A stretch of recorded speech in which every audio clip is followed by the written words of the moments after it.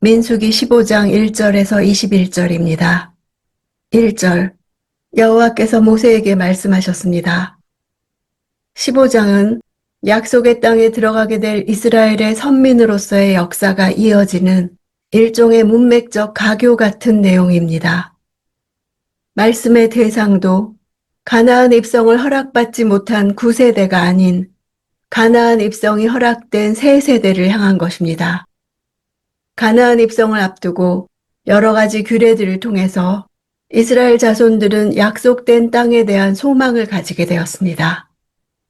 당장은 하나님의 심판을 받아 광야에서 유리하고 있으나 이것은 다만 징계일 뿐이며 근본적으로는 하나님과의 관계 안에서 선민의 지위를 계속 유지하고 있다는 사실을 암시하는 역할을 합니다. 율법의 내용은 레위기에도 이미 기록된 것이나 그럼에도 불구하고 민수기에 와서 다시 기록된 것은 가나안 입성을 앞둔 출애굽 2세대들로 하여금 약속의 땅에서 어떻게 하나님을 경배할 것인지를 알려주기 위한 목적 때문입니다. 4절. 그 예물을 드리는 사람은 기름 4분의 1 흰에 섞은 고운 가루 10분의 1 에바를 곡식 제사로 드려야 한다. 기름이 제물로 사용된 것은 소중한 것을 하나님께 구별하여 바치는 것을 상징합니다.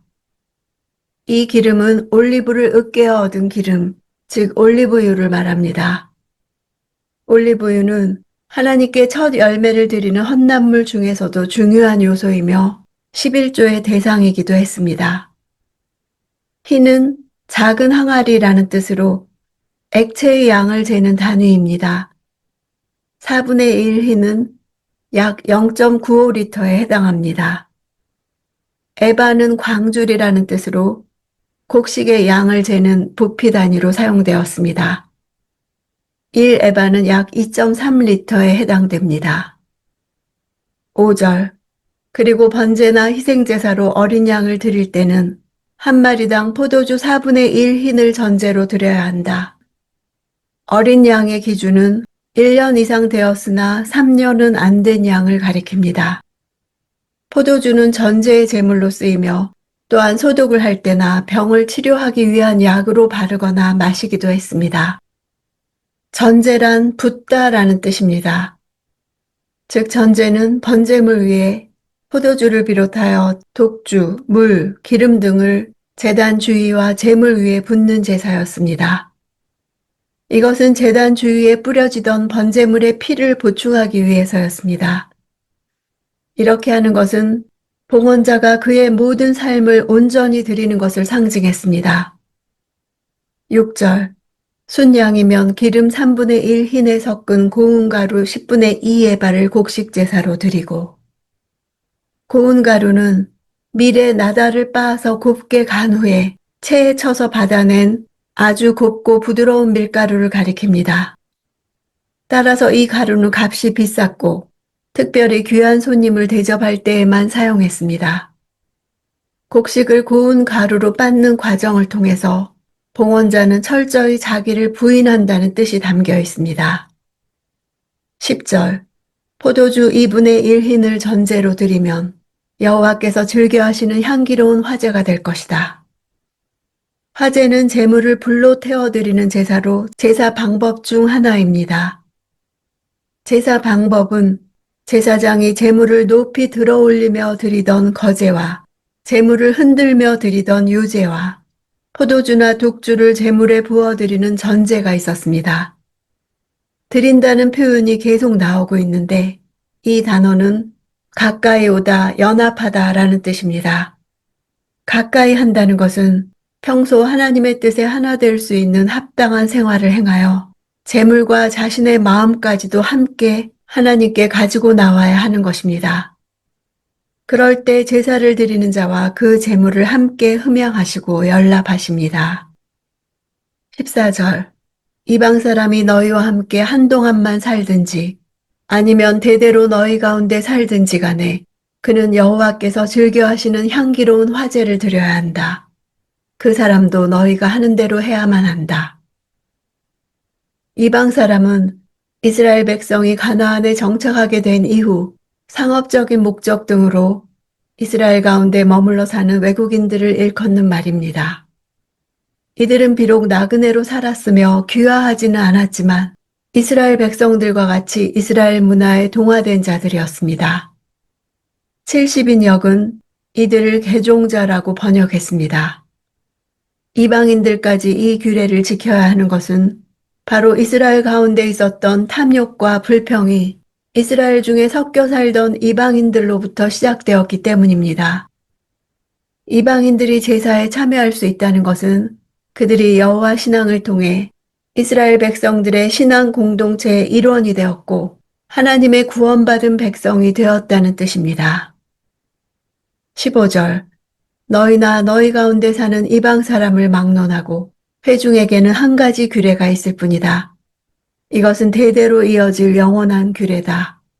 너희와 이방 사람들은 여호와 앞에서 마찬가지다. 회중이라는 단어는 구약 교회를 상징하는 말입니다. 제사에 있어서 영원한이란 시간은 예수 그리스도가 대속물로 십자가에서 완전한 속죄를 이루어 구약의 모든 제사를 만족시키기까지의 기간을 가리킵니다. 예수 그리스도의 십자가 구속 사역은 제사에 관한 모든 규례를 완성시키기 때문입니다. 16절 너희와 너희 가운데 거하는 이방 사람에게 오직 한 가지 율법과 한 가지 법도만 있을 뿐이다. 율법은 토라입니다. 한 가지 율법이란 다양한 제사에 관한 율법이 여호와에 의해 만들어진 하나의 법 토라 외에 다른 법이 있을 수 없다는 사실을 말합니다. 법도는 미슈파트입니다. 한 가지 법도란 재판장이신 분은 오직 여호와 하나님뿐이라는 사실을 말합니다. 이렇게 하나님에 의해 제정된 법은 이스라엘에게뿐만 아니라 이방인들에게까지 적용되었습니다.